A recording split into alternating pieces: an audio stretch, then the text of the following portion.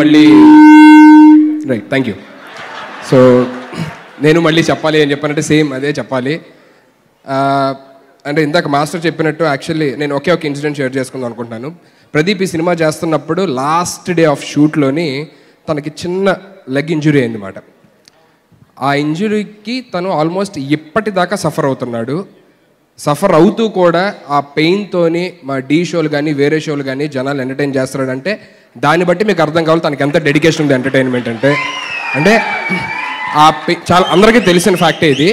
So ఆ pain ఉండి కూడా తను ఇక్కడి నుంచి, అంటే ఇక్కడ పెయిన్ వస్తూ ఉంటుంది నించుంటే, డీ షోలో అన్ని గంటలు నించుంటే, డీ షో కానీ లేకపోతే వేరే సరిగమపా షో కానీ ఏ షో చేసినా సరే తను ఇప్పుడు నించోనే ఉంటుంది మ్యాక్సిమం షోస్ చేస్తే. సో ఆ షోలో నించోని తనకు పెయిన్ వస్తున్నా సరే ఇక్కడ నవ్వుతూ ఉంటాడు అనమాట, మీరు అందరు నవ్వాలని చెప్పని. అది ప్రదీప్ అంటే. సో అలాంటి వాడు అంత కష్టపడి వచ్చినాడు సినిమా.